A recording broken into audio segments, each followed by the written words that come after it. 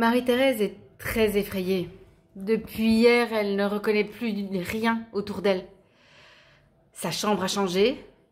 Ce lit est dur et petit. Les photos des visages familiers ont disparu. Il fait un peu froid, il y a du bruit dans le couloir. Elle ne peut pas facilement quitter son lit parce que Marie-Thérèse se déplace avec un rollator, une tribune. Mais quand elle a voulu quand même se diriger vers les toilettes, elle s'est trompée de porte. La porte n'est même pas à l'endroit habituel.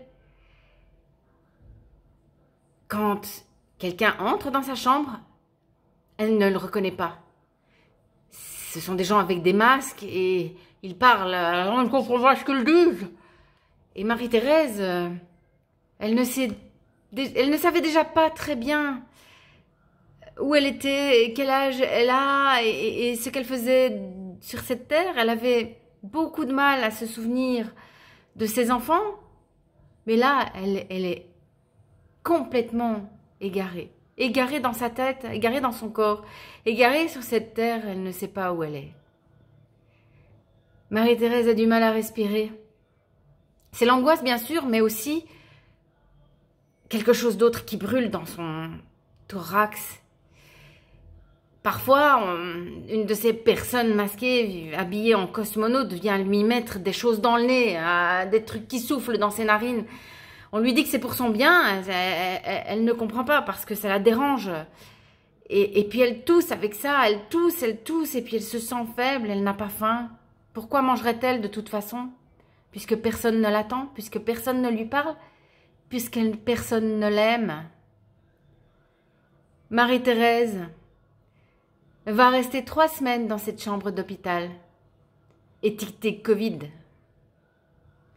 Et lentement, mais sûrement, elle va glisser vers la mort. Seule, entourée d'êtres impersonnels, débordée par l'encodage, la technique, la peur de la mort, la peur de la mort des autres, la peur de leur propre mort. Le personnel est perdu aussi.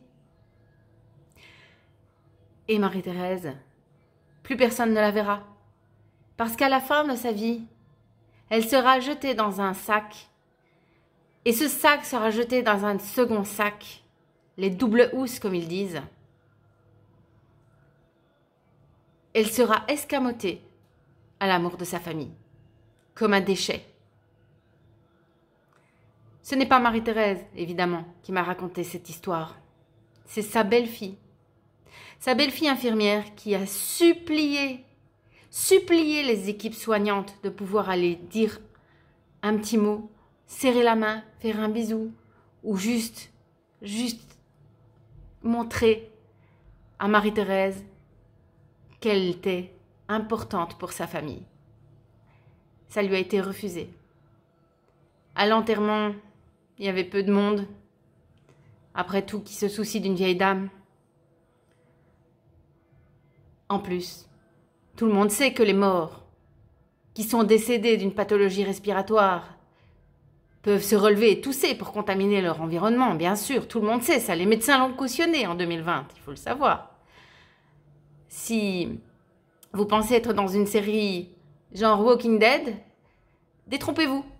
Vous êtes sur la planète Terre et ce délire concerne des êtres humains, des scientifiques, des professeurs d'université, des médecins, des infirmières, des kinés.